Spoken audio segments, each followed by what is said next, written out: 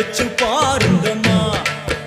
அம்மா பூங்கரகம் தூக்கி வந்து வேப்பிலையில் ஆடை கட்டி முளப்பாரி ஏந்துங்கம்மா. வந்து தாயவள பாருங்கம்மா, அவ வேர்காட்டு மாரியம்மா.